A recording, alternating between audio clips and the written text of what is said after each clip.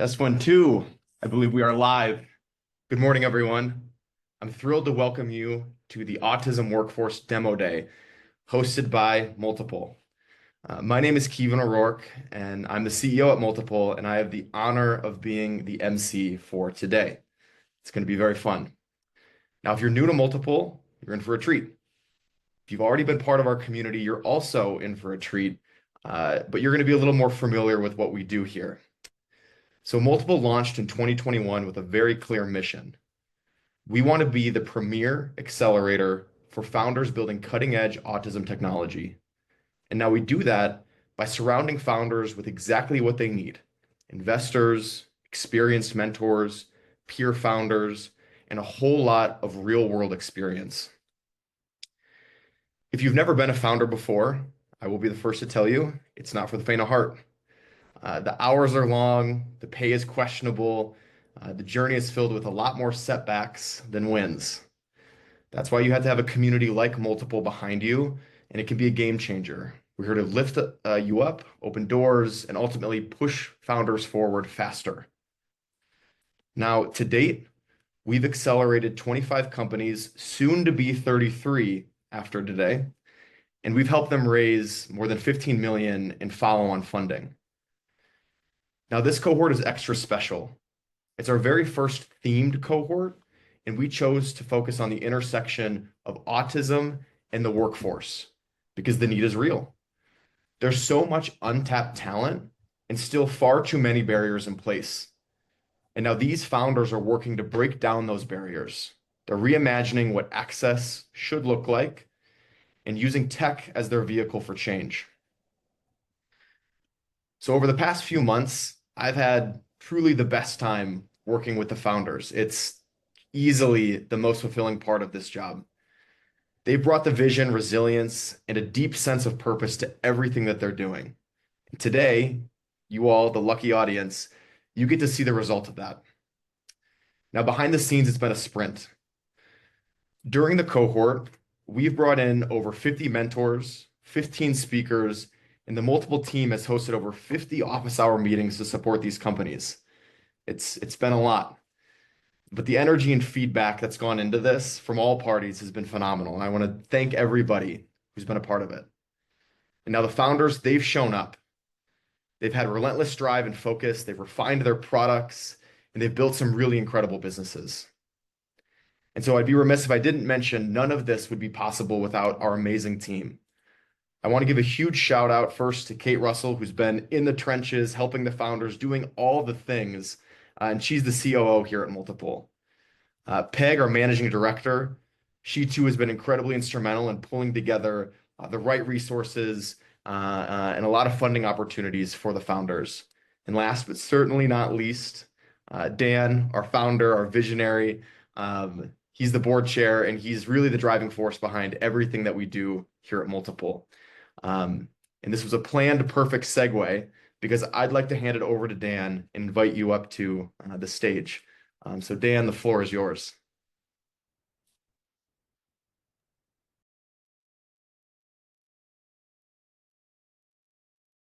Hey, everyone. Let me clear my screen here. Okay, good. Hey, welcome. And I'm excited to have you all here today. I really appreciate all the support you're giving our startups. And you've just heard Kevin give a brief walkthrough on how we accelerate. And I would say that Kevin and Kate have the expertise and have shown this incredible rigor, heart, and discipline, and have held our startups accountable when needed. And it's a beauty to behold.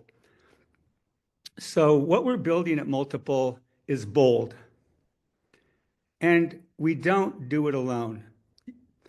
We have this great team, but then we have our superpower. That's all of you who are here today, or those who are not able to attend. Our community is really our superpower, and you enable everything we do. You may not realize this, but this is the ideas, the mentoring, the advising, the referring, the expanding our voice, on LinkedIn and other social media. and importantly, investing. Uh, your passion, your energy, your expertise, your connections, and so many other things you bring to the table is our secret sauce. Today, I have a very simple ask, which is get more deeply involved with multiple. Kate, Kevin are creating ways to tap in to your strengths. Many of you have jumped in already. You can tell just from the number of mentors and participants uh, in the accelerator itself. So that's, call it, I don't know, call it 70 people, part of that accelerator, making it happen. So I want to thank all of you who have jumped in. And I also I want to reinforce how you can help us change the trajectory for our community within our lifetime, not even within our lifetime, within years. So, do you know a founder? Do you know a startup? Refer them. If you don't, consider scouting for us. Of course, refer potential funders for our startups and for multiple. The key here for us around funders for multiple is the autism or neurodiverse connection, or having a clear mandate in neurodiversity and autism. They get it. We are not really excited about pushing rocks uphill, but we do it. But we prefer to have a connection that resonates with us and resonates with you. If you have potential buyers for the products of the startups on the screen or pilot test sites, let Kate know. We're going to be hosting an AMA to get your ideas and share our plan for how to more deeply engage all of you. And if you haven't signed up for an ambassador role, Kate is going to share the form in chat, and we'd love you to sign up. Now, Multiple was built by a passionate founding group of donors, and we're expanding our funding base. So to just double down on what I've just said a minute ago, we're looking for sponsors for our accelerator. We're looking for support for our autism tech database. We're looking for funders who back ecosystems, and we're looking for investors who back companies and want to write checks and benefit from our diligence. So, if you can carry our flag, we'd be honored. Now, we all do this work. We all do this work for our children, our siblings, our grandchildren, our cousins, our families, and for our neurodiverse selves. You know your why. My why is Reed Feshbach. Every day, your why powers this movement. So reach out to Kate or Kevin. Let us know about your why and how you want to be involved with us. With more fuel and energy, we can support more startups. And why that? Because we want solutions now. We don't want solutions 10 years from now or 5 years from now. We have the need is here, and the time is great with the advances in computer power, with AI, with VR, you name it, the possibilities to build products that work, that have an evidence base, that are strong, are very real. It's time to move. So everyone with autism or who is neurodiverse can be safe and healthy and living their best life. I mean, we're doing this for that. So thank you for being here, and thank you for really the superpower that you are that powers this organization.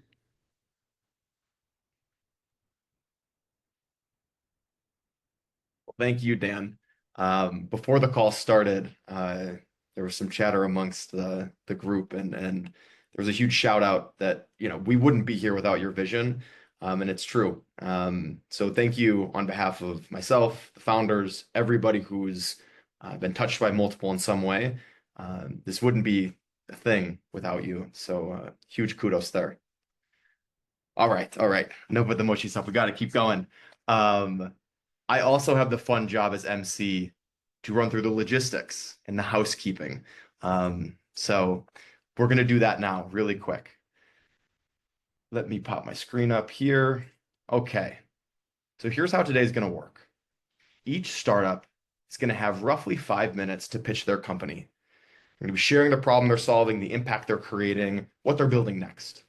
Now, as an audience member, the beauty of doing these virtual events is we get to get you involved in a pretty seamless way. You don't just have to watch, you get to be a part of this. Now, Kate, I think, has already posted it, but we'll be kind of sending it again in the chat. There's a judging form where you can share your feedback. You can also connect with the startups via the Q&A chat. And there's a lot of information on how to connect with the companies after the event, all found on the landing page that Kate's going to be linking in the chat. And now also today, I'm super excited about this. We've got an incredible investor panel who will be helping us by asking some of the founders, the Q&A after the pitch. So I'm honored to have Michelle He from the Autism Impact Fund joining us. She leads investments on scalable autism solutions for the real world. We have Rich Palmer, one of the founding partners at Adaptation Ventures. He brings a wealth of experience to accessibility tech, especially the early stage. And also Brian Jacobs, founder of Moai Capital, and he's a veteran investor with a passion for supporting bold, mission-driven founders. I'd love for each of you to come up and give a quick intro. I know I didn't do you justice. Michelle, why don't we start with you? Sure. Hi, everyone. I'm really happy to be here. I'm Michelle He. I'm from the Autism Impact Fund, or AIF. I serve as the senior associate right now and man due diligence, deal flow, amongst other things. So Kevin and I have been developing a relationship, and so I'm really happy to be here with multiple and hear out the pitches.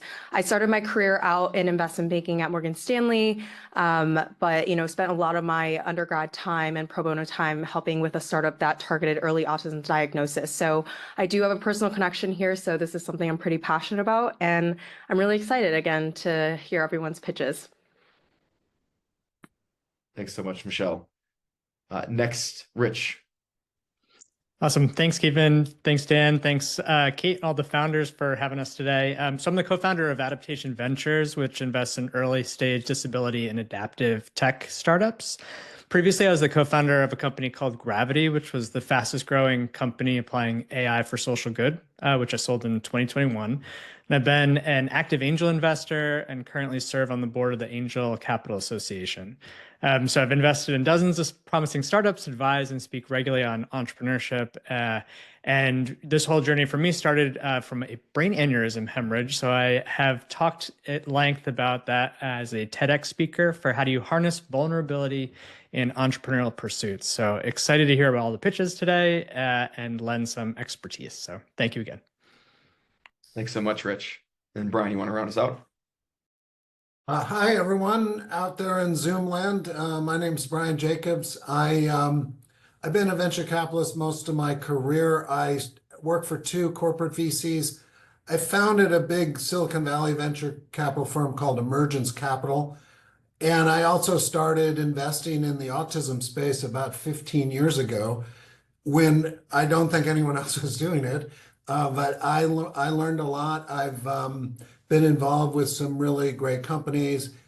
I'm glad to be friends with Dan and help him get multiple started. I've been involved with AIF since the beginning, and I'm an investor there. So I'm pleased to see the ecosystem of autism investment flourish as it has, and I'm looking forward to the seeing the pitches.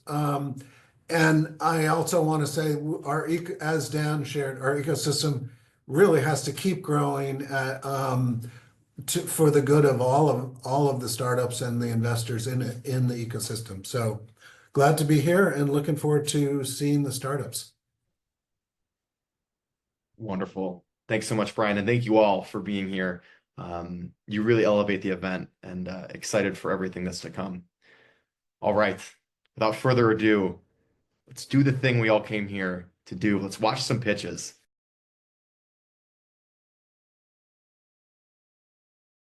All right. Hi, my name is Ed Goyette. I'm the co-founder of Major Choice. Now, during the pandemic, I was fighting to save my coffee house when a friend kept insisting I meet this guy named Brad. Well, reluctantly, I agreed. And that morning, I even said to my wife, I'm meeting some guy named Brad today. I'm giving this dude 15 minutes and he's gone. Well, what I didn't know was that Brad shared my deep passion for helping young people realize their potential and had been mentoring students for decades. We started talking about how millions of kids were heading into college lost and confused, with most of them leaving with degrees they'd never used, buried in debt, and years behind in their careers. Well, it turned out that we'd actually both been thinking of a similar way to bring back the kind of personalized career guidance missing from today's high schools. So a year of late nights later, and we launched Major Choice, a 12-week step-by-step journey of self-discovery, career exploration, and professional outreach, all supported by live credentialed mentors over Zoom. We tested it with 20 students, and every single one walked away with clarity and excitement for their future. And we even had one dad called and say that we saved him over $100,000 by keeping his daughter from heading down the wrong track. Well, seeing the impact, we knew we had to take the plunge and scale it online. But as we tried to scale, we hit a wall. When parents loved it, kids ignored it. And when kids were interested, parents actually thought it was a scam. So sales flatlined and we were absolutely stuck. But then we got the email. A nonprofit reached out about a young man with autism who dropped out of 4 career programs. Now, having kids on the spectrum ourselves, we gladly took him on. 12 weeks later, Jonathan went from a miserable grocery store bagger to an excited future low-voltage electrician, and then quickly landed an internship making $20 an hour. And that's when it hit us. The process we'd created was so granular and so supported, it was absolutely perfect for people with disabilities. So we contacted New Hampshire Voc Rehab. They're a state agency that helps people with disabilities find careers, and they showed us an even bigger picture. Their office serves thousands of clients every year with disabilities who struggle with careers. There's a Voc Rehab in every state tapping billions in funding, and models like ours were desperately needed to make it all more effective. So fast forward 18 months, and Major Choice is now a credit-bearing high school course, generating repeatable 6-figure revenue, and in talks with 6 more states and large corporate partners who are absolutely psyched about our expansion.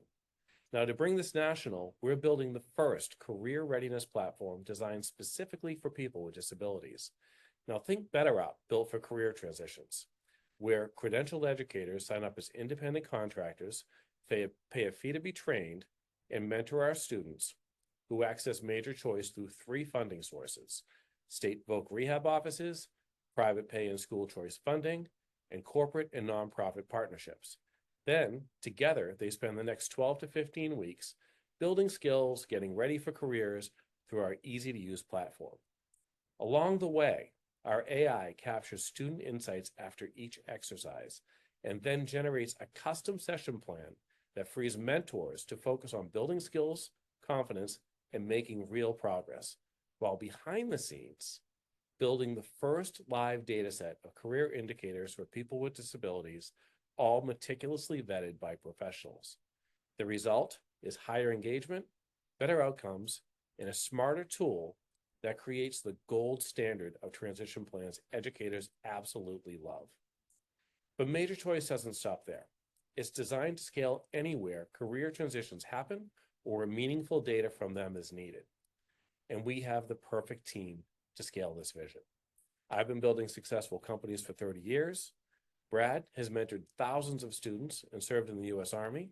Matt has spent decades developing disability software for the Department of Defense and Social Security Administration. Tricia has 25 years creating special ed curriculum across Massachusetts, and we already have 14 professionals mentoring students, proving the model works every single day.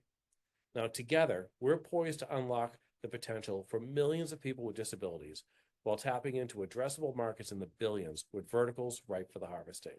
So what started as a reluctant coffee shop meeting is now transforming how people with disabilities build their futures. We've got the model, the momentum, and the mission. Now we're looking for the right partners to scale this nationally, and we'd love to show you more. So let's talk. Woo, woo, woo. Good job, Ed. You crushed it. Panelists, let's invite you up to the stage for some Q&A.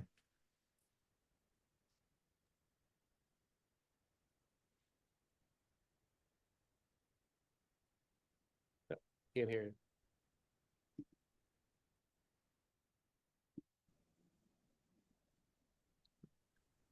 Okay, I was able to start my video. I'll go first if that's okay, Kevin. Yeah, please. Hey Ed, that's really exciting. I'm really thrilled to see the results you're getting and the way you've been able to navigate into what seems like a great opportunity. Thank you. I guess I'm still wondering about the customer economics. How much does it cost to acquire a new customer? What are the costs of serving them through Zoom and with your software? And is it sustainable and profitable at the customer level? Sure. So take them one at a time. Great question. So in terms of customer acquisition, it is reaching out to Voc rehab offices. And what we found actually through our work in multiple, which was a godsend, we quickly reached out to 5 states, and within a very short period of time had meetings set up with all of them, believe it or not. So in terms of customer acquisition, it is a little bit of a tail on meetings, but we're not doing a lot of wide advertising at this point. So it is mostly founder outreach. In terms of the software and the costs on that, we're really going to get a handle on that when we develop version 2, to be honest, because we are looking to bring as much under the same roof as possible and kind of transition from Zoom, as you've seen some problems earlier. So we want to keep as much under the hood as we possibly can. And actually, could you refresh my third question you had? I guess I'm wondering about the unit economics. How much per hour are you making and how much is it costing you? Do you know? So we're charging $2,500 per student. And we do discount a couple $100 for VR. We're paying our mentors $750 at current to mentor our students, but that is with our MVP, which is more labor intensive. So the AI that I mentioned earlier is actually going to reduce that quite a bit because they won't be doing data extraction. They'll be doing more confidence building.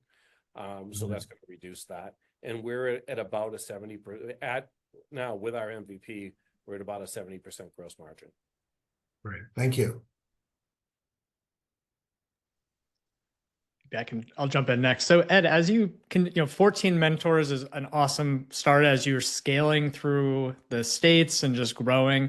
Mm-hmm. I imagine there'll be some stress tests on the repeatability of the results. How are you thinking about ensuring quality as you grow the mentor base and reach, new users through time? So if you don't mind sharing a little bit of that without giving the secret sauce away, of course. Not going to give the secret sauce away. So it's sheer opportunity numbers. So by the end of next year, there's going to be a 500,000 teacher shortage in this country. And the reason is because the system is broken, especially in special ed, and they're leaving in droves. So we have a massive pool of people who got into this for the right reason, right? They earn their degrees, they put their time in, and now they're in a system that is not, they're showing up and I travel to schools all over the state, so I hear it all, right? What happens when I leave a school? Almost every time I wait for it now is somebody taps me on the shoulder and asks if we're hiring. And that's God is my witness, right? So in terms of getting people involved, credentialed, high quality mentors, we haven't seen a problem. We have actually more people who want to mentor for us than we have slots, and we vet them very, very carefully. So it's really, we're not going to have a problem on that end. Great. And I'll ask the last question. Ed, it's great to see you again. I know that we met, I think, Yeah. a couple years ago, and it's great to see how much Multiple has helped develop your program. I'm curious about that data set that you want to start building through the student assessments and mentor input. So is the long-term vision there to create a defensible data asset, or is it more of a product enabler versus a revenue stream? It's a little bit of everything, honestly. Like it's a defensible asset for sure. It also is what we see for the future of it is something that will actually help change career trajectories for people with disabilities. Because when you think about it, creating that data set, it's going to be done granularly throughout every single answer throughout the program. And then it's vetted by the mentors who are actually using that sheet, that output. Right. So the data that comes off of this data set is going to be the cleanest data that I think exists and the most comprehensive, because we're getting into core values, we're getting into life events, influencers, and it's all them being themselves. Right. So it's a beautiful thing.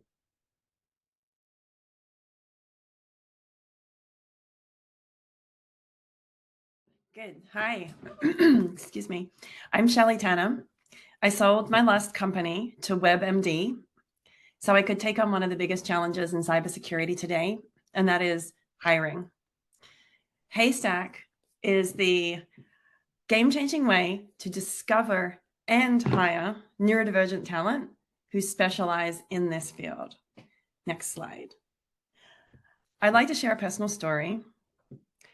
Meet Jonathan. He's my brother.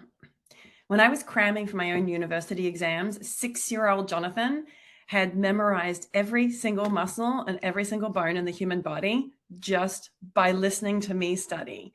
He was so remarkable. He was so talented in so many ways. He went to college, he graduated, he started applying for hundreds of jobs. He got a couple of interviews, and that's where everything kind of stopped.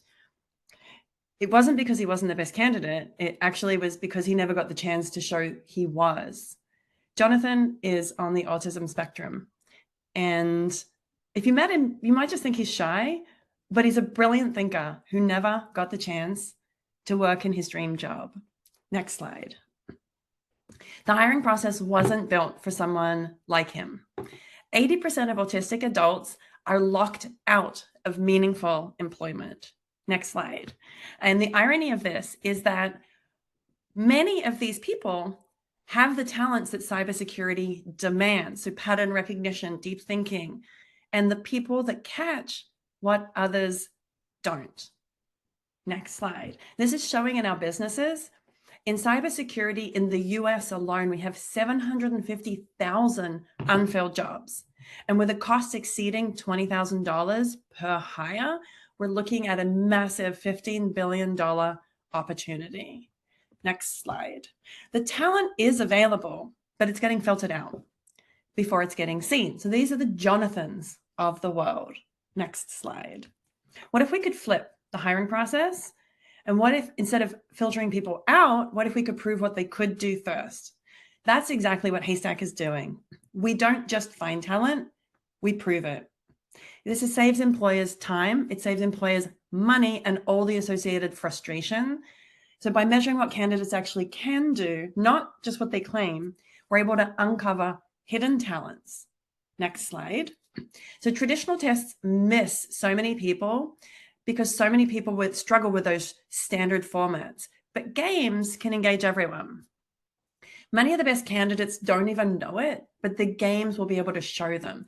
Our game, Haystack Chronicles, identifies the strengths that make ideal cybersecurity talent through observing and tracking how someone interacts with the game environment.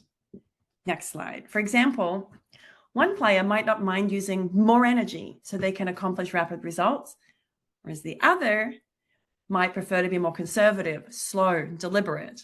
Next slide. So this indicates for the first player that we have strengths like rapid risk-taking, adaptability, and for the other player, strengths like patience and long-term planning. Next slide. So these are different individuals, ideal for different roles. Next slide. And for the science behind this, we're co-developing the game with specialists like psychometricians so that we can fill our pre-assist talent pool so that employers can tap into it based on their needs for a continual pipeline of talent. Next slide. So think of Haystack like LinkedIn, except LinkedIn only reports what people claim is true. Next slide. Next slide. Haystack shows because we measure natural potential. Next slide. And the next slide. The cybersecurity hiring gap is a massive opportunity with the global workforce shortage being around 5 million. Next slide. We are targeting just those companies, the 43,000 in the US have more than 500 employees. Next slide. And reaching just 5% of that market is a $60 million opportunity. Next slide. Our path to revenue is pretty straightforward. We're securing employer and university pilots now that will prove the value of our pre-assessed candidates, and those employers will convert to paid. Right now, we're asking employers for $500 per candidate subscription fee and another $2,500 if they decide to hire that candidate. With just 15 employers, next slide, and supplying them 10 candidates a month for one hire, this is already an initial pathway to 1.4 million in annual recurring revenue. Next slide. So this is in the vision. This is happening now. We've secured around 300,000 in funding. Our prototype is in testing. We're in planning with large universities and employers for pilots, and these partnerships are already leading us down the path to revenue. If you're wondering what happened to Jonathan, he got lucky. Someone finally saw him beyond the resume, beyond the interview, and now he's thriving. But luck shouldn't decide who gets a shot. We're building a future where potential is seen, where employers get the right talent faster, and where people like Jonathan don't slip through the cracks. If you're ready to be part of this multi-billion-dollar opportunity, please reach out. I'm Shelley Tanner, and this is the future of hiring. Thank you.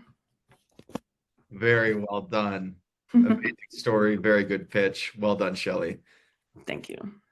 Panelists, questions for Shelley?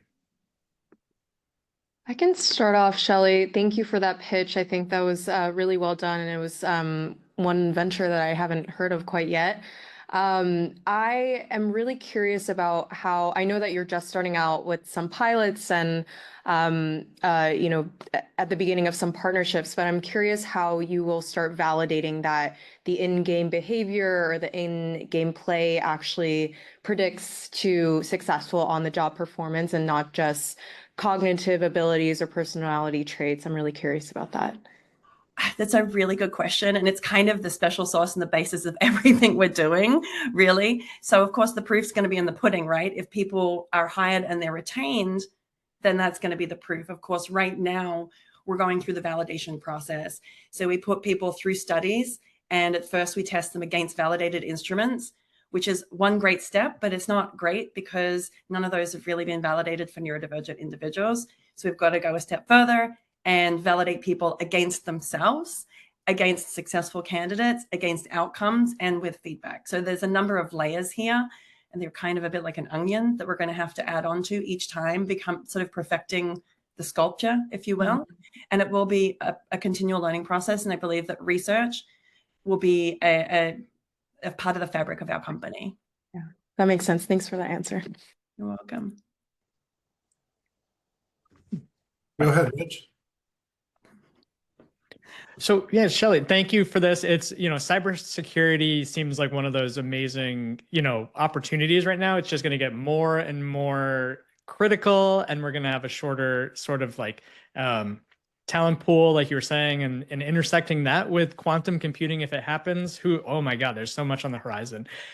part of the company that I had previously started was using AI for social good, and there's a cyber component to that. And one of the biggest stats that shocked me was that 80 to 90% of attacks were actually from social engineering, not, the dark hackers, coding away attacking. How are you like engaging with that kind of reality now? And how does the gameplay sort of, maybe this is leading off of Michelle's question. Are you leaning one way or the other in terms of like the social engineering skills versus the computer programming skills?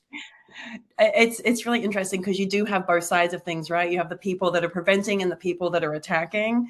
And I think the interesting thing about what we're doing is we are initially targeting specific roles for the purposes of what Michelle was asking, for validation purposes. We have to be very targeted. But, if you remember the slide I had with the filter and it upside down, we're actually going to discover, some people are those slow, deliberate types, and some people are rapid engineers. And the idea is uncovering the hidden talents that exist and being able to map those. So I think we will find both of those eventually through our research process. In the beginning, we are focused on specific roles, mostly entry level, because we want to be able to prove that we have people that can do these roles. And we're focused on 2 specific roles within that are most prolific in terms of hiring for those in that level. Thank you. Thanks so much, Shelley. Yeah, very, very exciting ideas and early results.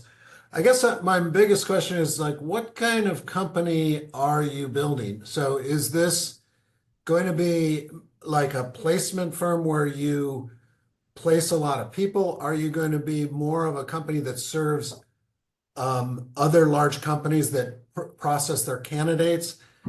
Are you more like a LinkedIn? And along those lines, what would the exit be for investors? Would you be a public company or would you be sold to somebody? Wow, that's a lot of big questions there. I think that we have a long conversation to have after this, but there's multiple ways that we can go in terms of exit, but we're going to move in a staged way. So initially, we're an assessment company. We're building something that's a better form of assessment. So we're creating that pipeline. Our plan is to take the step and segue into that, actually connecting to opportunities through AI, so that can be quickly scalable. That can be done a number of ways. It can either be done PaaS straight into people's applicant tracking systems, the ones that they have right now. It can be done independent of that. But either way, the plug and play for the component we're building, it can integrate with a number of different operators who are in that space already. And those are some of the things that we're looking at as well. So, oh gosh, I hope that I answered all your questions. I'm sorry, I started going from the end and then backwards, but maybe so along those lines, who do you think are potential buyers of your company once you're successful? I think potential buyers of our companies are, it's interesting because I think that any large company that who was either cybersecurity would be very interested in us. But I think from a more generic standpoint, the most natural is someone who has candidates going through it, like LinkedIn or like Indeed or any of those. We would superpower what they're doing, because if you ask any candidate, what is the worst thing about engaging with that process? It's the filtering process. We're not looking at the right data, and we're correcting that. Great, thank you.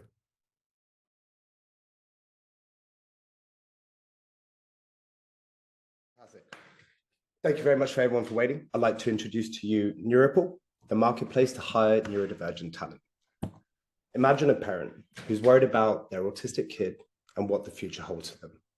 Worried they won't fit into school, be independent, or ever have a meaningful career. Well, that parent is my mother, and 15 years later, that kid who got expelled and couldn't get into a good university is paid by leading universities and enterprises to help neurodivergent people into the workforce. I'm an autistic ADHD founder that started this business to change the narrative for neurodivergent talent, because it turns out I'm not the only one who had this problem. Only 15% of us autistic adults even have a full-time job. And if we look at neurodiversity, there's 3 million underemployed neurodivergent adults that could be in better employment. And this is all contributing to the $120 billion STEM talent gap that the UK is facing.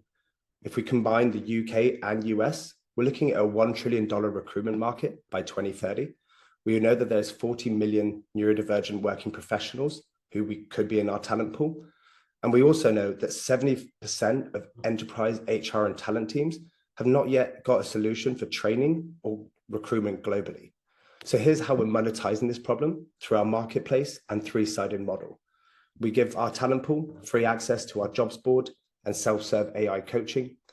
We get universities and governments to pay us for our virtual mentoring programs. And enterprise pay us a 15% recruitment fee and subscription fee to receive that talent.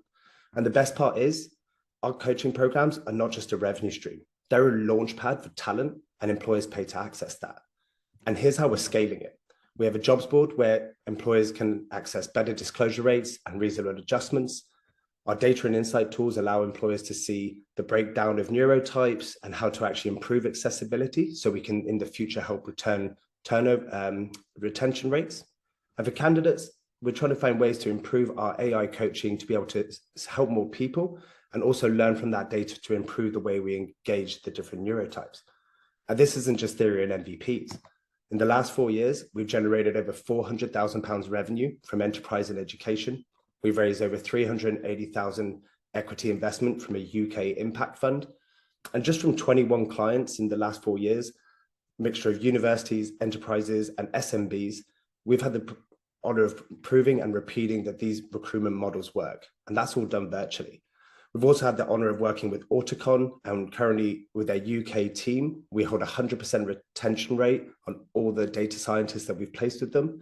And this is a relationship that we are looking to continue to explore. And we're currently in discussions with their US team of their future recruitment needs.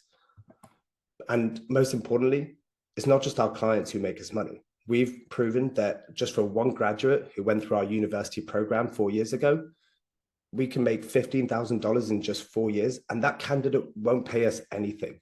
We're talking about recruitment fees every 3 to 5 years. And currently, one of our graduates in the next 11 years, is predicted to make us $75,000 just because they are getting jobs. Now, what's the opportunity here? We're going to create the world's largest neurodivergent talent pool. We're going to get 10,000 people into work by 2030. And this is going to help us generate 35 million from placement fees, platform subscription fees, and our revenue share partnerships with businesses like Adecco. And we've got the pipeline to prove it. We're involved in a £450 million bid with Adecco as their neurodiversity recruitment partner. And we take a 25% margin on every contract placement, but we do not take the contract liability as a recruitment company. We've also had over 50 businesses reach out to us with no marketing spend. We have 16 UK universities interested in joining September's program. So we're raising 1.5 million to help speed our entry to market, grow our talent pool to 100,000 by 2027, go from 5 to 50 enterprise clients, and onboard 40 universities, creating the world's largest neurodivergent talent pool. We also need to mobilize the team to deliver against this recruitment bid with Adecco. And we also need to improve our platform ability when it comes to self-serve coaching and our job placement conversion within our talent pool. This will also help us identify product market fit for enterprise and give us around 20 months runway before we look at our next funding round.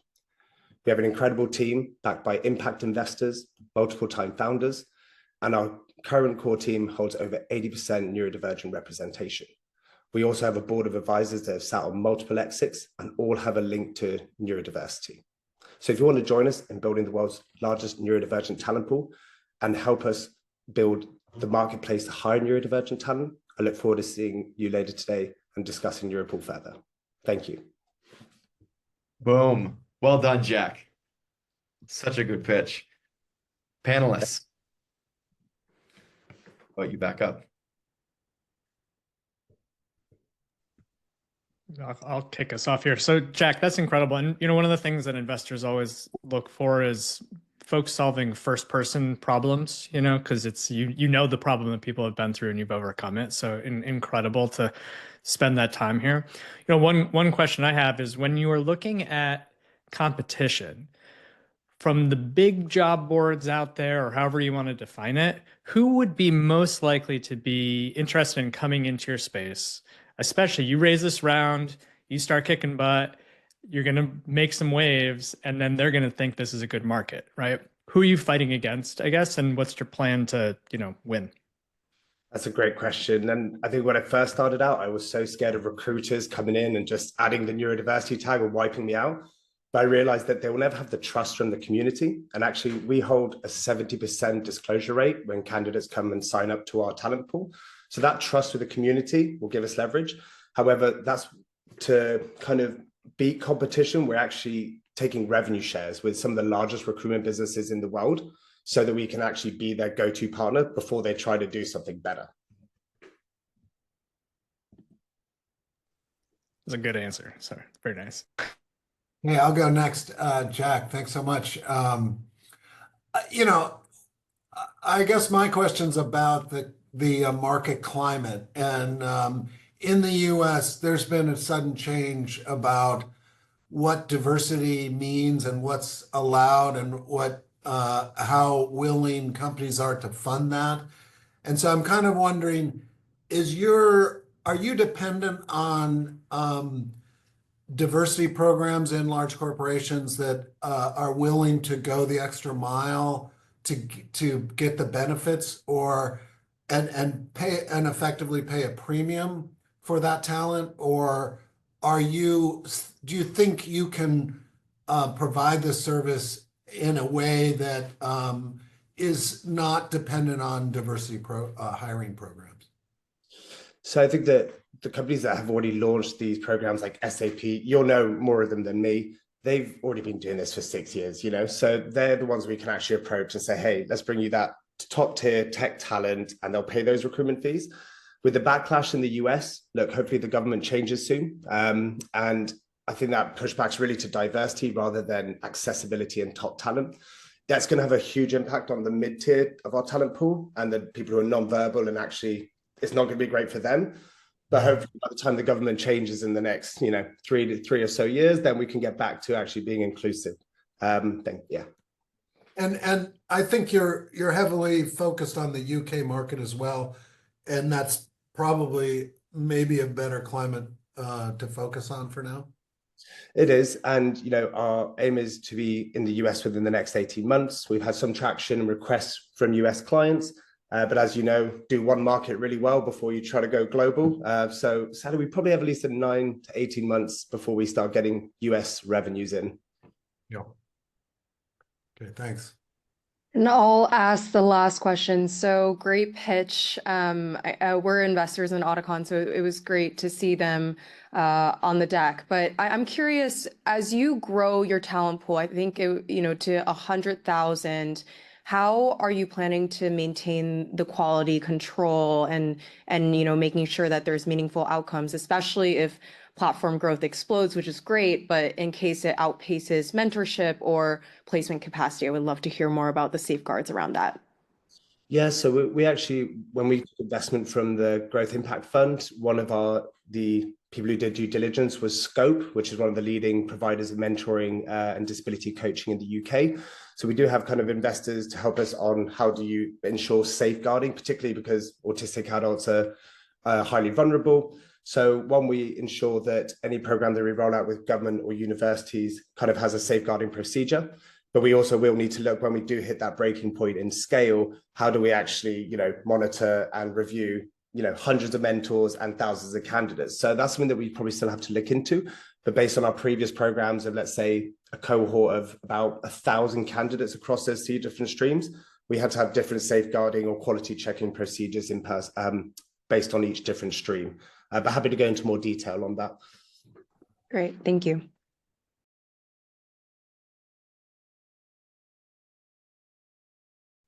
Hi, I'm Gloria Folaron, and I'm the founder of LeanTime.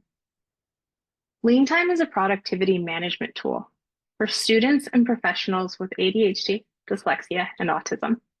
We combine traditional project management with behavioral science, motivational psychology, and AI in order to help people connect their dreams with the concrete actions needed to achieve them. Now, this isn't our first time in this market. In 2015, Marcel created LeanTime to help me stay on track with our startup clients. It connected daily tasks to the bigger picture using lean startup principles. Even then, the market was saturated and people weren't happy with the existing tools. At the time, we didn't fully understand the gap and ultimately shelved the commercial product. Several years went by. Marcel was working at Google and I was managing products at a startup. He shared the code as an open source project and it grew organically. And yet users were again telling us their struggle with the other tools. This time, the light bulb clicked in 2022. I was diagnosed with ADHD and my daughter autistic with ADHD. Existing tools aren't built for minds struggling with planning and productivity. They assume you can easily start tasks, that you perceive time accurately, and that you can control your focus. But neurodivergent minds often struggle with getting started. We lose track of time and we focus better on our interests. This mismatch creates a gap between the ambitions and the execution that affects 1 in 5 people, costing billions in unrealized potential. And it's completely solvable. That's where lean time comes in. In lean time, you offload your tasks, and then we use AI to help you create your project, identify goals, and then set intentions on when to work on them. We use AI to help you better understand what work you like to do, rating how you feel about your tasks on an emoji rating scale from red, sweary, angry face to elated unicorn, those rare tasks you'd like to see more often. Soon, our motivation features will show you how everything aligns with what matters to you, providing insights on ways to make changes. But what makes us truly different from other project management tools is that we build for how neurodivergent minds actually work. While other tools focus on helping teams collaborate, we've taken a collaborative tool and built in the needed support so individuals can work in ways that match their natural thinking style, enabling them to work alongside their teams or on their own. Since launching our 2.0 to business users, we've grown to over 51,000 accounts, over 63,000 in total revenue, and over 1.9 million Docker pulls. Working with our users, though, showed us that the problem starts even earlier than work. It starts in college, where only 21% of autistic students say they receive the adequate support they need from universities, and just 5% of ADHD students reach graduation. This over $700 billion industry is trying, but they're failing when the top accommodations are more time and tools that don't work. We started in business and met our initial validation goals. Our learnings, however, bring us to take a page out of the Figma and Apple playbook. We now see ourselves dominating in the university market, focusing on disability services. They have an urgent need with increasing rates of neurodivergence, decreasing retention rates, and it's a faster sales cycle. We'll then expand into high schools. And then as our university students begin to graduate, we go back with them into the business sector. Our business models include SaaS subscriptions at $10 per user per month, enterprise and university licensing starting at $9.99 a month, and coming soon is productivity coaching. Now, motivation requires 3 things: autonomy, competency, and relatedness.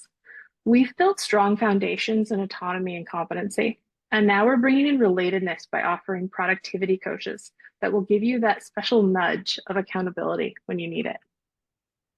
We're currently targeting 200 university partnerships by 2026, totaling 2.4 million in recurring revenue.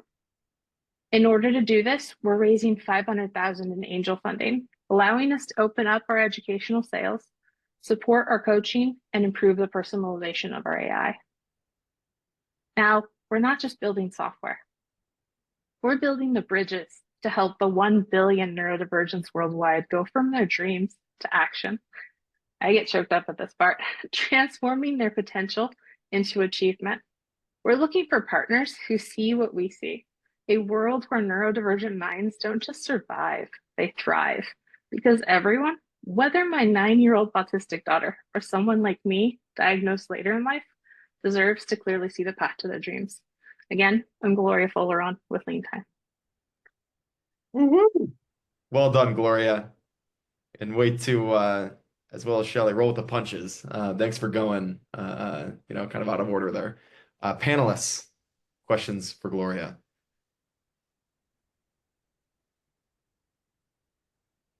Gloria, thank you for your pitch. It sounds really interesting. I've been testing a bunch of different project management software. So I think you did address some of the competitive landscape questions, but I am curious about what data you're tracking right now and how you're quantifying the impact for your behavioral science-based design. So do you track how do you track, productivity lifts or task completion rates, and where are you with collecting that data? So that's part of where some of these resources go in terms of scaling to that next educational level. What we see right now is that we can track, like we have special progress marking, neurodivergent minds. We need to see progress sequentially. Dopamine is secreted on the path to a goal that actually crashes once you hit it. And so what we see is that we can see those as the progress markers go through. We can say, okay, if we have projects that are green, we're able to see how many of those projects are actually successful and how many tasks are related to that. So we're in the data itself. That next layer for us comes with those productivity coaches that then help us. Okay, what is nudging, and can we tackle the qualitative sensation of productivity? Because I think that's, even when I work with other neurodivergents, they don't feel like they've accomplished the things that they've accomplished. Got it. Gloria, good to see you. It's really interesting to see I know your pivot going from sort of the workforce into universities. The universities are, they are focused so much on that retention number and trying to turn that around.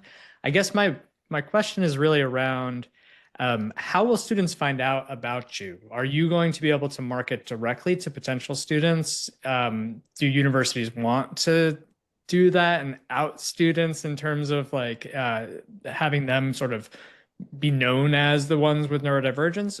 And then a similar question, I know very few students who can sort of handle productivity or new task management as incoming freshmen. So is this even just box to that, or could it be offered to everyone and just neurodivergent students might have a little bit more of a benefit? So tackling the can it be offered to everyone? Project management practices are great for everyone. The problem is that they're not always accessible to everyone. So we see there's definitely opportunity there. That initial market, though, what we see is that students reach out specifically to the Disability Services Department for resources. Whether or not they admit to their ADHD, whether or not they admit to autism, they're saying, hey, what is available out there? And school after school I've spoken to, they have a list of resources that they put together themselves. So there's an initial layer of distribution for us that comes just from educating the Disability Services Department. They're often light on and lean on their staff. So the more we can educate them, the more they distribute us. And then there's that layer of also reaching out to the parents. So I've talked to a lot of parents, folks who have stories of having to go get their kids from university because their mental health is being affected by how their education is going. And that's where we can start also targeting parents who are supporting the children. Awesome, thank you. Gloria, I apologize, my video wasn't working for a while. But anyway, I enjoyed your presentation. I guess my question is about user engagement. So it does look like a really great tool to organize somebody's activities. I'm just wondering, does it work for everybody? Do people stick with it and love the product and refer their friends, or do people gradually kind of drift away from it? Do you have enough data to understand that question? So we see both. What I find is there's a level of severity it's not the right word, but it's the severity to their symptoms. Yeah. So we find somebody who's not medicated with ADHD, for example, has a harder time staying consistent. That's where we see tackling the productivity coaches in that accountability sector. There are ADHD and autistic coaches already out in the sector. What we see, though, is that they tend to be very cost prohibitive. And so for that individual, just even having a human on the other end of nudging, hey, you could organize this way is another opportunity for us. Yeah. And it sounds like you were open source or kind of a free product for a while. Did you find any opportunities to create viral spread amongst users? So that's currently how we grow, is entirely organic inbound. We haven't done any formal marketing. Yeah. So it's all community growth at this point. Thank you very much.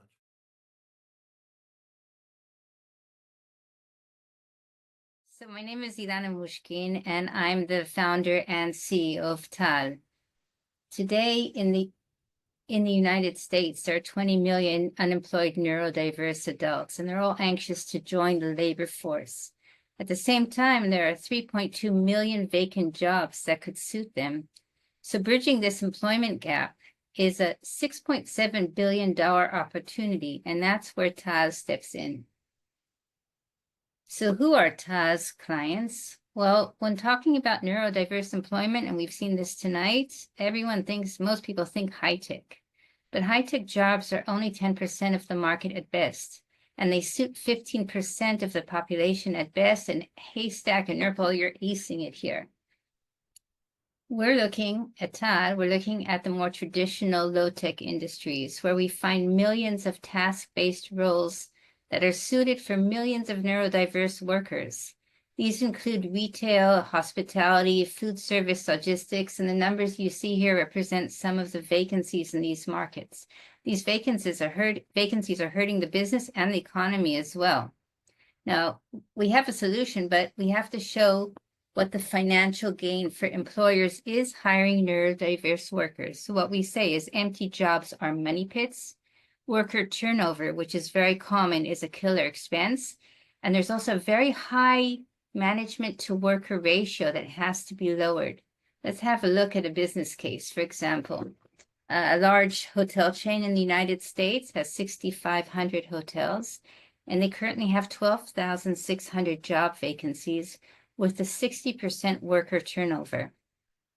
This hotel chain is losing $250 million per year due to these two issues alone. So what would be the TAL solution? We provide a SaaS platform for the employers and for the workers.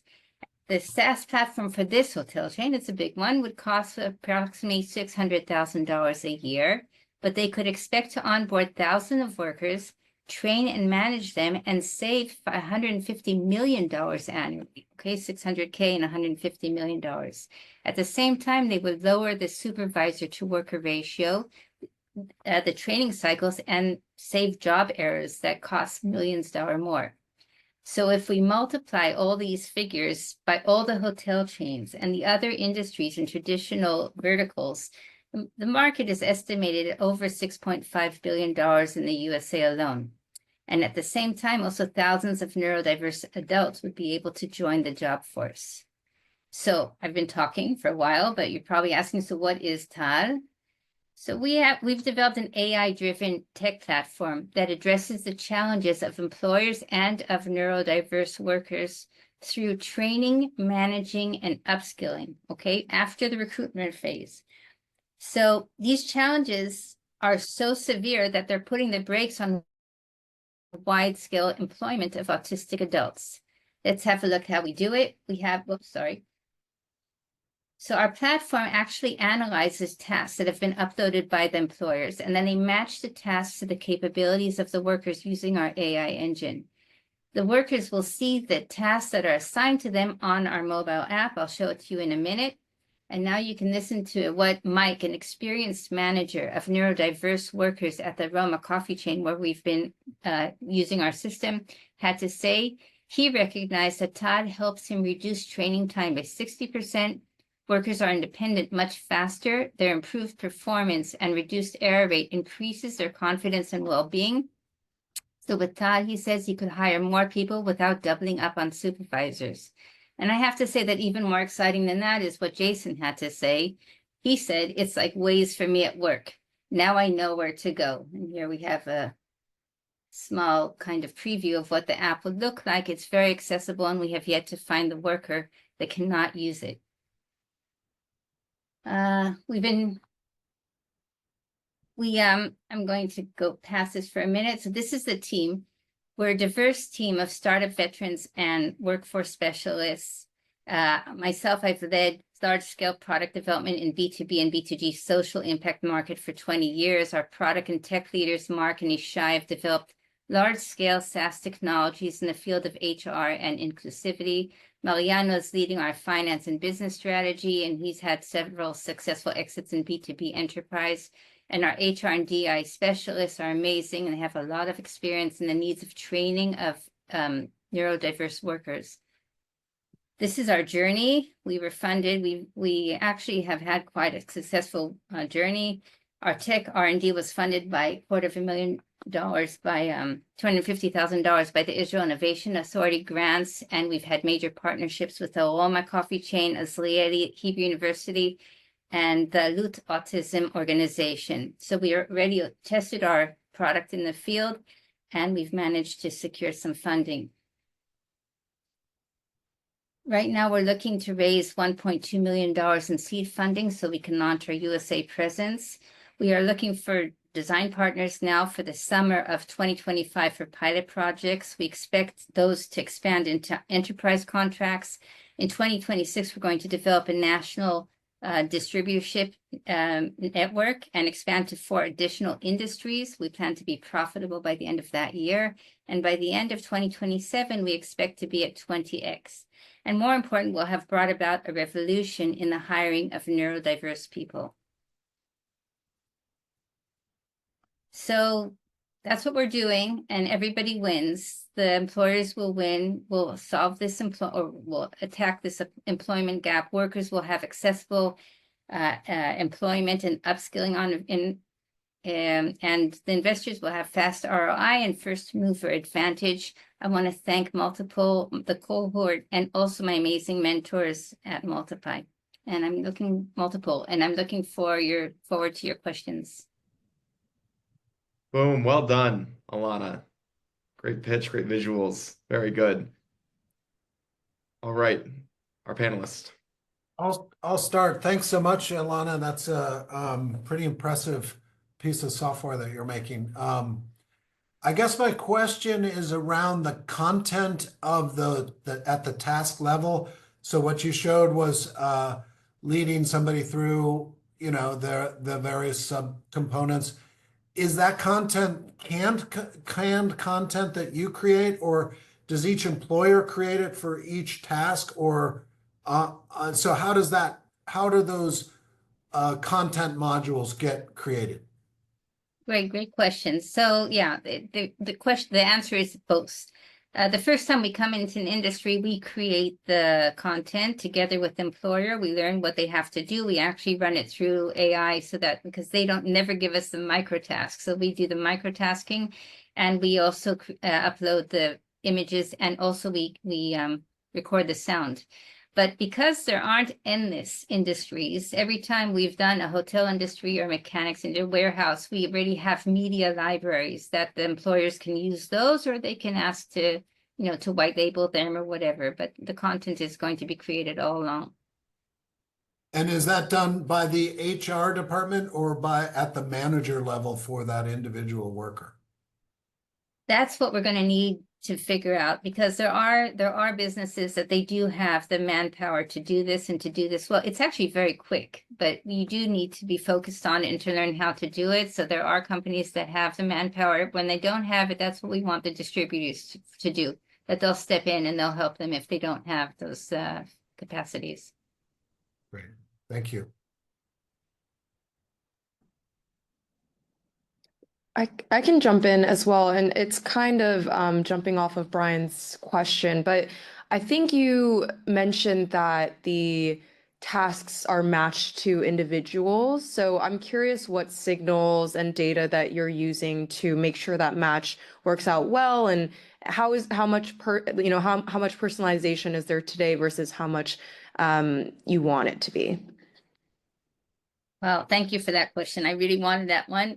What we do is we've developed a machine learning algorithm that basically is a prediction model. So if we have an in-depth interview regarding the capabilities of the workers, which is something that happens quite often when they're going into a job, we can match them with the performance requirements at the task level. And then our engine will kind of cross-reference them, and it gives us actually a prediction model. We use green, yellow, red. Green means there's no problem. We are not anticipating any problems. Red means that this person cannot do this task. And the yellow is where we put in adaptations. And then we can monitor the adaptations and create a kind of an AI system that will learn adaptations and see how they help the performance of people with those specific capabilities. And I hate to pile on the product questions, but I can imagine employers traditionally put out tasks and they try to have people follow a set of tasks, but then the workers do a different set of tasks. And we have information stored within the organization, information stored in heads, information stored in email about how to actually, I guess, optimally get something done, which would be a good question. Are we trying to optimally do this? How are you thinking of integrating with existing data or not? So just another product question. And just so I can get out of the product world, is there a story behind the company's name? Okay. So, all right. The first question is, we actually are surprised to find how much we're helping companies because they don't really have a good system for knowledge management. And once they have to do this work, it actually, oh yeah, that's actually never been taken care of. This is the protocol that workers should be doing. These are the standards they should be keeping. In fact, in Aroma, which was really interesting, they said maybe our workers should use this because it's a coffee shop chain and they want a standard all across the country, you know, that the tuna sandwich will look like the same tuna sandwich everywhere you go. So there's actually a lot of application for that there. And like I said, most companies don't really spend the time on knowledge management and passing it down to the workers. The name Tad comes from Arabic. We wanted it here in Israel. We started in Israel, and Tad means come. It means come join us. So we have all kinds of acronyms, YTAD, technology for system, but we actually wanted it to be invitation in a word that most people in Israel recognize, just inviting people to come join the workforce. Love that. Thank you very much.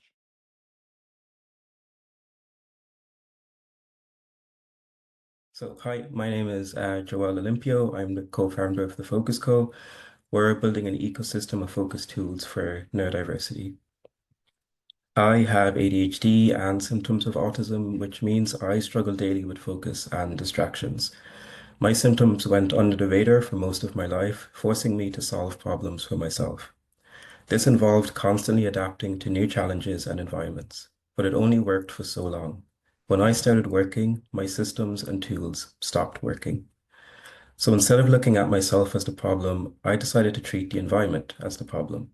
How could I adapt a space that wasn't designed for my focus without needing to ask for special treatment or be secluded from the workplace? It turns out I wasn't the only one with the problem. I interviewed 100 neurodivergent adults from around the world about their workplace experiences. There was a common thread of the environment impacting their focus. From here, I designed a variety of solutions, one of them being Oasis, glasses that dim peripheral vision to enhance focus. The first prototype looked like this, but then I discovered liquid crystal technology, which was a breakthrough as it would allow the user to adjust the dimming to their needs. I finished university and the product won the James Dyson Award. People saw it on the news and started messaging me asking, where can I buy this? At the time, selling my invention was just an idea, but this motivated me to bring it further. I was offered a PhD with University of Dublin and Thomas Jefferson University as I identified a key gap in research between visual attention and neurodiversity.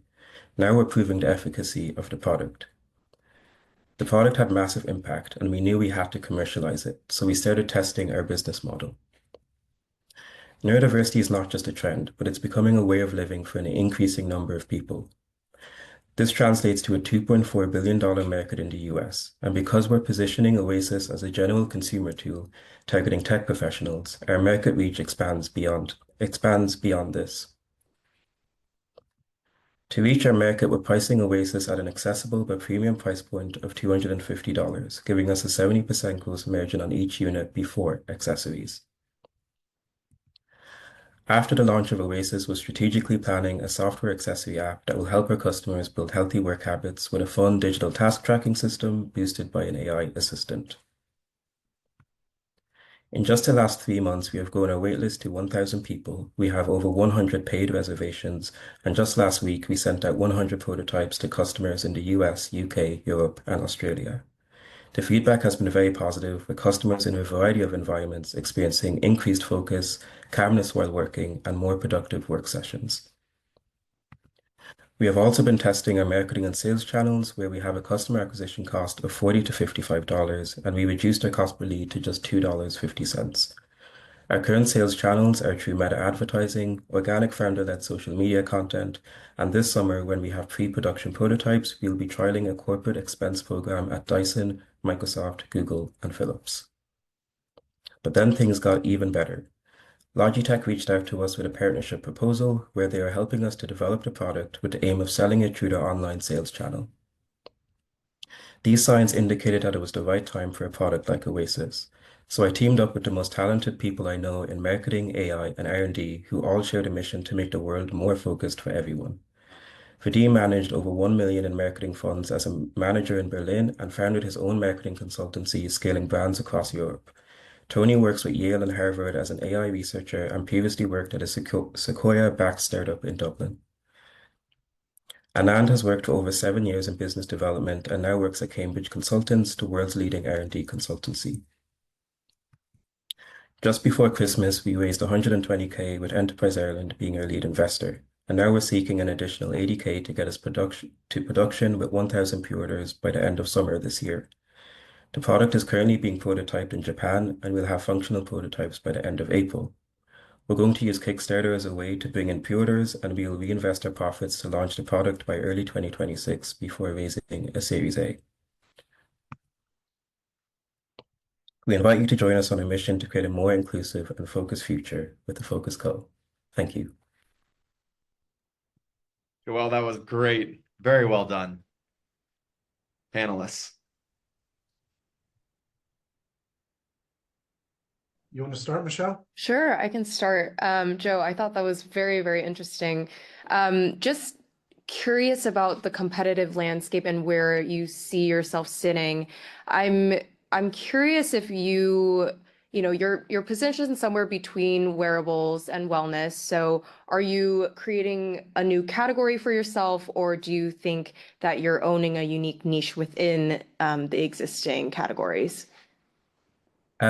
We think we're creating a new niche within the existing categories. So we see ourselves quite similar to the likes of Loop earplugs in terms of how they have created a tool that's also quite fashionable and appeals to a very wide market of consumers.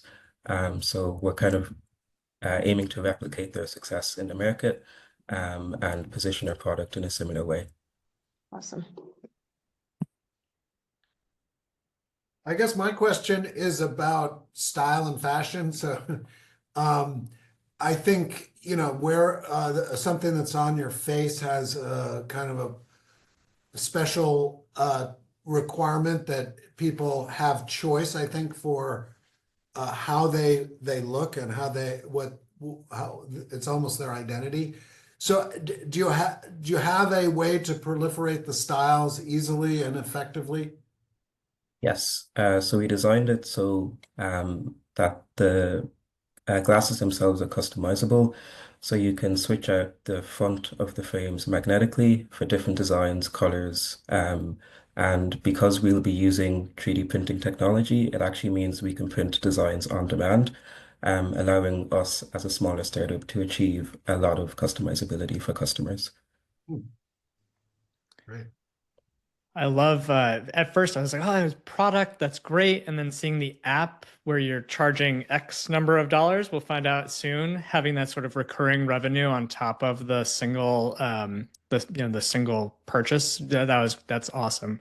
I think investors would be interested in this. So when I'm hearing, I think 80K or 200K, but with a product-based company, like a physical product, that seems very low to me. Things are going to get expensive. You're going to have other iterations. Have you thought about how can you defend that number? And have you thought about raising more potentially?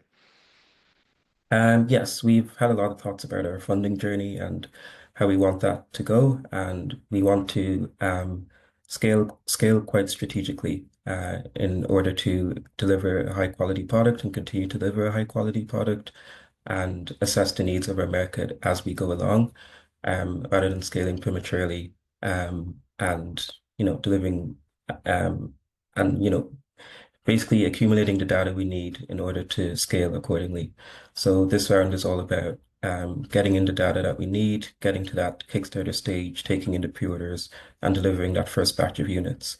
And once we have all that data on our logistics, the product, our customers, then we know exactly how we can scale fast and effectively. Awesome. Thank you.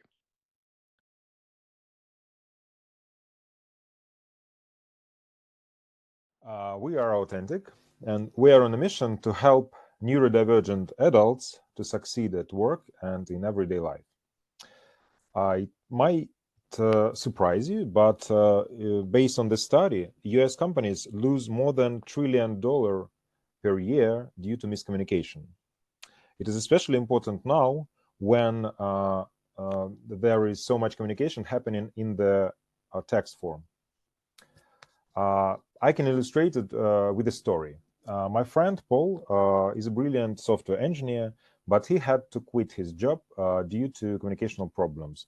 He explained to me that he felt somewhat excluded when he asked many questions, and his colleagues didn't understand his autistic traits, and they perceived it like as I don't know, some weirdness or something like this, and he didn't get his answers, and he felt burnout at the end of the day.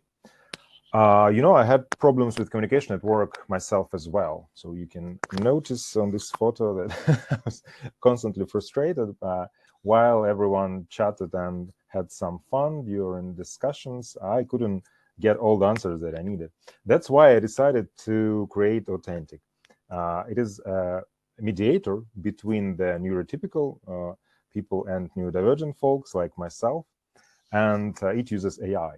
And from the very beginning, it started to attract some traction, some users, mostly through the viral, word of mouth. We have a bunch of tools that, in total, engaged 47,000 users. Now I will show you how it looks.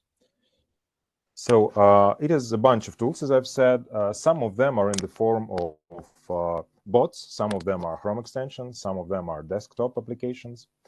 Our tool, or you can imagine it works as Grammarly. It triggers when someone types the message, and it knows personal traits of the person to whom you are writing the message. And it can provide with advice, like, for example, to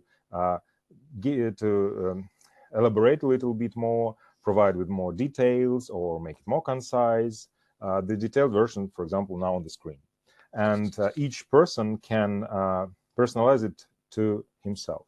In different media, it works in different style. For example, in Slack, it understands that it's a dialogue that's going back and forth, and it provides with in-depth analysis for the dialogue itself, like what are the hidden meanings, the intentions behind the text, and this kind of stuff. And it is one of our peculiarities that we combine different medias like emails, messengers, task tools like Jira or Lean-Time, and it is easily integrated everywhere where we want it to be. We have competitors on the market. For example, Mentro helps people with finding jobs, mostly autistic people and other neurodivergent folks. Text Help and Goblin tools are about the texts, and they do help neurodivergent people to understand messages better, to shape the messages. But our peculiarity is that we are not only for neurodivergent people, but we are for the mediation between both neurotypes. and different neurotypes, and also personalization and knowing the traits of the one to whom you are writing is our strong feature. The market is projected to be 50 billion. We assume that we are in the market of AI-powered communicational tools. And our service addressable market are the companies that are using Slack and Gmail and can integrate it in their workplace. We have different routes to market. For example, we have established partnerships with universities, with consultancy services that can help us, that can help promote our product on the revenue share basis. We have influencers, and we have a direct communication with small, medium, and enterprise companies to understand better how we can help. We have a strong team with B2B experience and with AI for Good experience. For example, Scott was senior director that was responsible for AI for Good grants, for example, in Microsoft. And Daniel Jones is a famous influencer in our field. I wanted to tell you a little bit more about our B2B journey. So at first we started to try to engage enterprises, but soon we understood that it's a bit harder to be a small startup that sells to the enterprises. And so we decided, thanks to the multiple accelerator, we decided to start small in the B2B sphere, and we started to monetize our simple Slack bot. So if you can download it and try it in the workplace, we would be really very happy.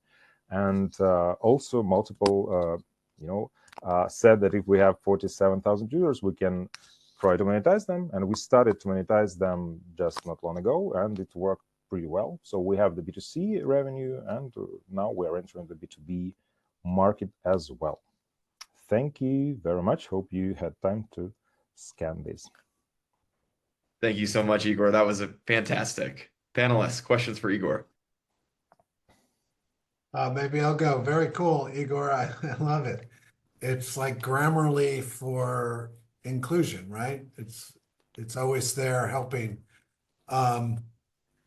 Maybe you could talk a little more about monetizing the free users. I am wondering how you can spread amongst users directly and how you can put up the toll gates in the right places to get people to pay you.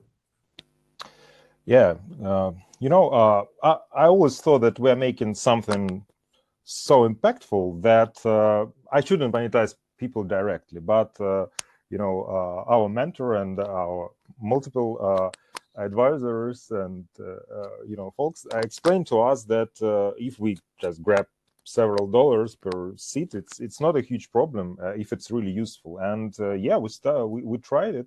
We made it in the form of of the message where we explain that the infrastructure, the compute, the AI costs some money. So basically, if you use it heavily, then please pay. So only those who use it heavily, they have to pay. And they started to pay without any question. So it is one of the main topics is that we are monetizing for 2 months. We've been monetizing for 2 months, and people are renewing the subscription for the next month. Yeah.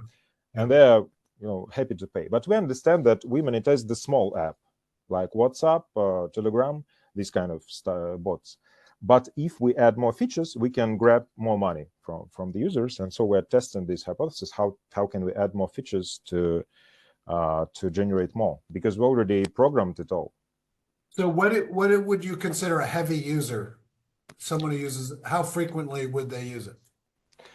About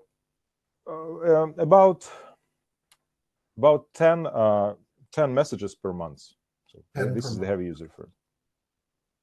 Yeah, I mean, that's a lot of value. If someone is using it that much, they should feel good about paying you. Yes. And thanks to Kevin for his idea how to test this small hypothesis, because sometimes you like walking in the forest and you know that you have something valuable, but you don't know how to test it. Yeah, great. I can go next. I'm curious about the impressive early user base that you've built out, Igor. And what have you seen from this user base that is actually changing how people collaborate or feel at work? I would love to hear more about that. Yeah, it's a great topic because people from the very beginning, they started to reach out to us directly. Like, for example, I asked the tool this question and I don't understand the answer. And sometimes people couldn't understand the answer just because, yeah, they have some traits, some problems with communication. And I spent like huge amount of time explaining in real words, like as a human, not as a bot, like what did they mean in this communication and why your message was perceived as arrogant or rude or this kind of stuff. And gradually we understood how to nail the advice better. So now we had like 35 iterations of different ways of explaining to the messages to make people like, if it's direct feedback, for example, we don't want people to be offended. If we sometimes sugarcoat in the message, we don't want to go too far, because if the message is really toxic and someone is rude towards you, we don't want to say that, oh, maybe he's just irritated a little bit. No, we just say that this message is really toxic. So we kind of found this borderline between these scenarios, and we reached out to several scientists, and we're now in the process of establishing the first big study when we want to prove that these messages, our support really has a positive impact on people. I know it, talking to people, but now we need to prove it on scale. Maybe it's not direct answer to a question. It was just an interesting topic, and I started to elaborate on it. Yeah, scientists, huge amounts of data sets. We also ask people to put thumbs up, thumb down if they like or not the response. And we ask them to grab this data. So if, like we say, you put this thumb up, it means that you want this message to be stored for the future analysis. So if you want to engage in making ours better. So about 15,000 messages were already accumulated by the people who wanted to be like providers of the data sets. We analyze it, and we found like very interesting insights that we feel makes us outstand towards other AI tools, because we focus only on these assessments of inclusiveness in the messages. Great, thank you so much. So Igor, I have a lot of experience in this space, actually a patent hanging on my wall for intelligent proactive communication. So we can talk later, but two questions that I have are, is this English only, and have you thought about cross-cultural inclusion? That's one question. The other is a deeper one, but it's, how does training work? Like, is this, if you're in an enterprise setting, does the data related to like inclusive communication stay within that enterprise, or are you sharing it across the entire user base? I'll try to be very precise. So first question, can you please repeat? Sorry. You're all good. No. English. I was just thinking cross-cultural. Yeah, Of course. As we are obviously non-native speakers, and most of the teams of our team, we live in different countries. So it's one of the main topics that we kind of understand these discrepancy in the communication that happens not only because of the neurodivergency, but because of different, not only languages, but also cultural styles. And we accumulated like, I don't know, dozens of different examples of these cross-cultural discrepancies that we use also in our app.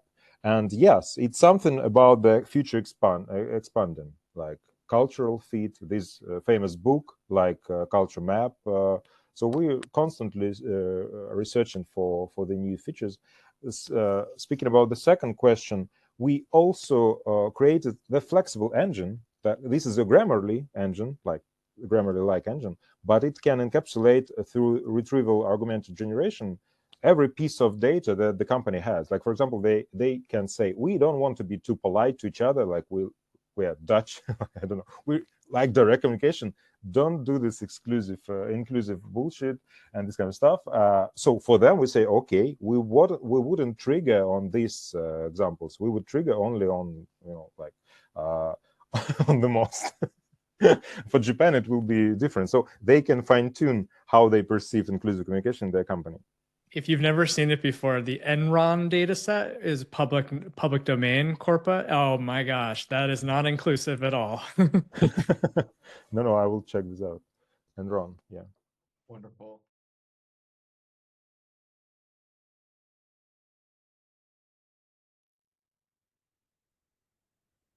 Imagine living in a constant sensory storm.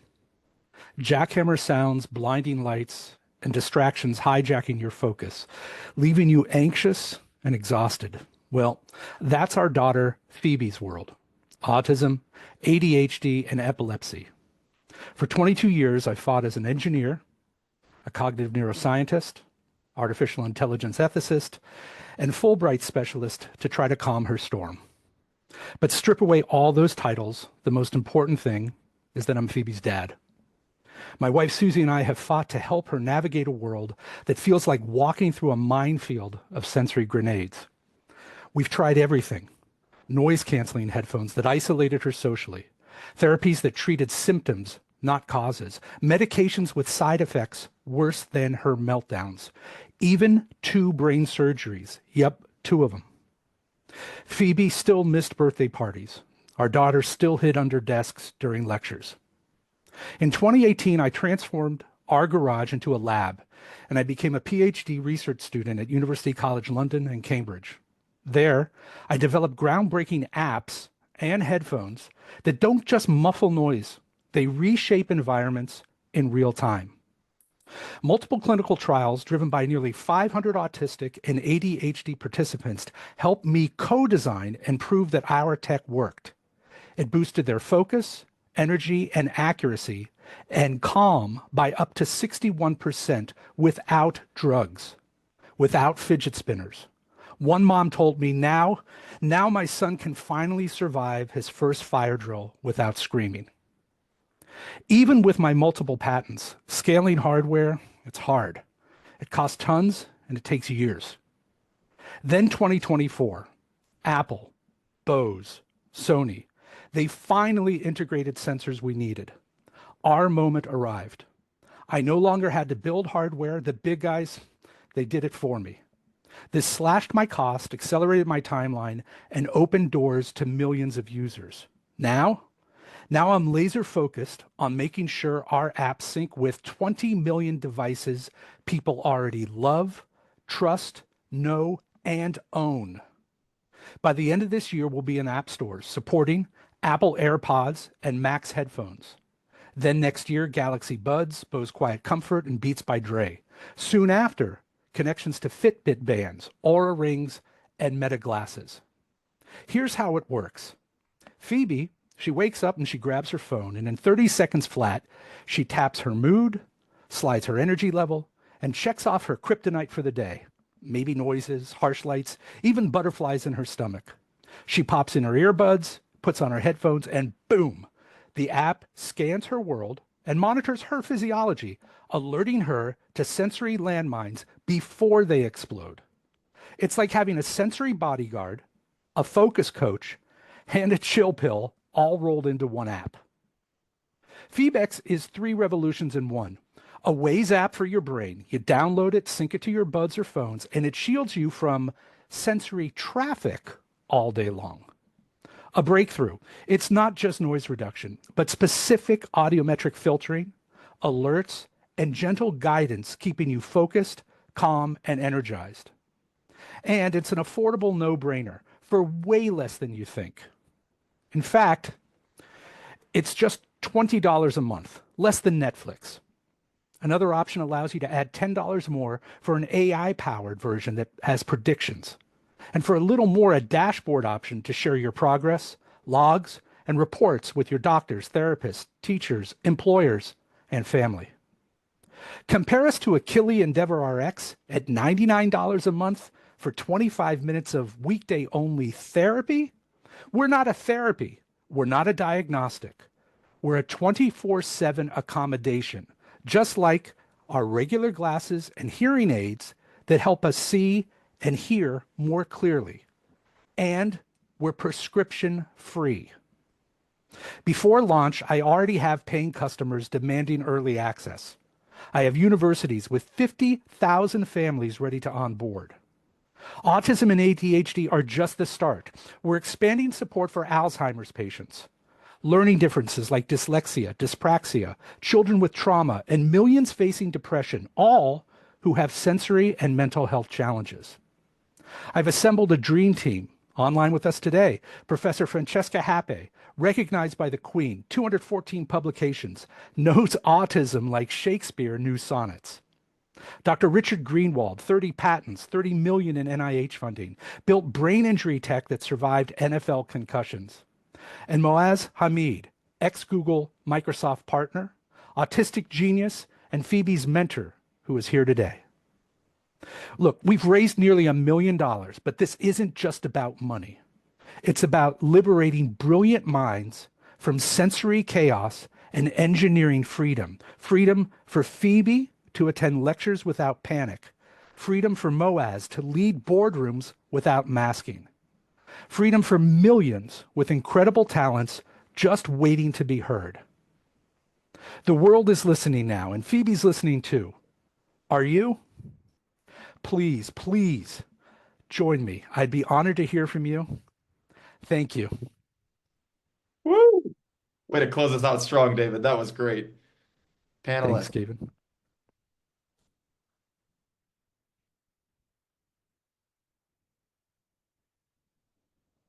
I'll start. Thanks, David. That's really looks incredible. I guess maybe you could explain the product a little more. So Sure. I get the noise reduction part. I'm kind of wondering what other things are you doing besides noise reduction? And then you also mentioned a premium tier, and I'm wondering what that includes as well. Sure. So in addition to just noise reduction, it's targeted.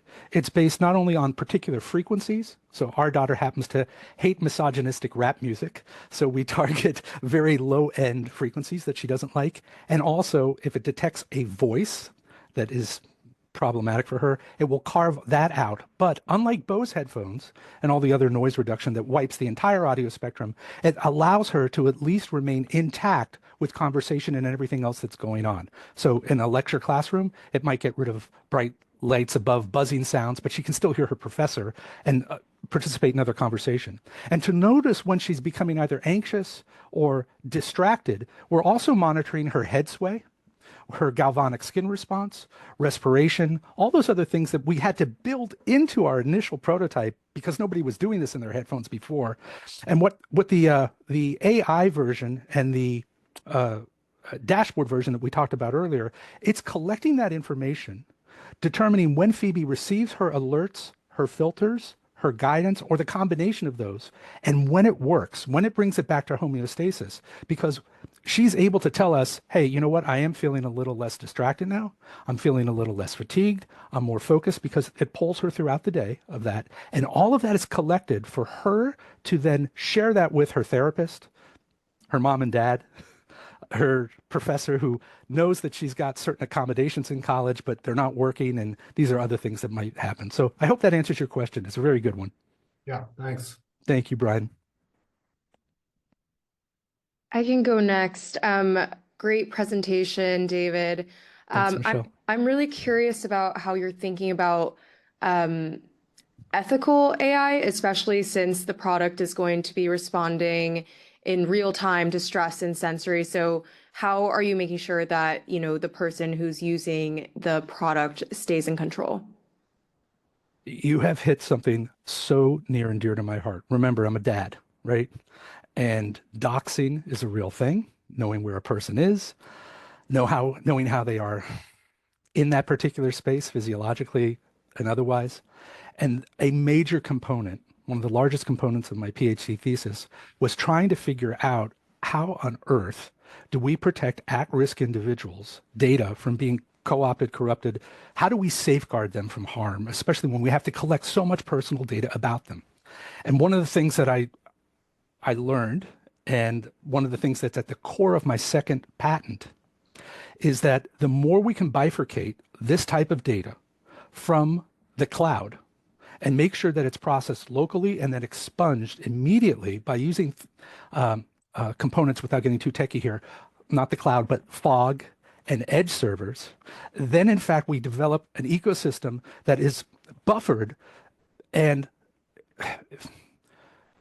incredibly sequestered away from those prying eyes that a dad certainly doesn't want to have happen, when his daughter is experiencing type of particular issue. I hope that answers your question. Yes, that answer is a great answer. Cool. Thank you, Michelle. Good to see you again. Hey, Rich, where are we Hey, going? David. Thank you so much. I think during my intro, I talked about having a brain aneurysm rupture. Yeah. And one of the things that I have now come to know is sensory overload as a result of that, and had to buy like military grade headphones from a gun range to turn Exactly. things up and down. I'm like, oh, that's awful. So it's just leading, and I think I have maybe the last investor question. So I'm looking at the focus company visual. Yeah. I'm looking at this. I have a friend who has an autistic son who has in the mouth sensory response. It seems like there's a platform to be had for all of these devices. Are you part of that? Are you leading that? And from an exit perspective, and maybe it's unfair to say this, I imagine being a platform play with roll-ups could be a great private equity sort of play here. Where are you thinking about this? And thank you, I guess, too, for working on this. Yeah. Thank you.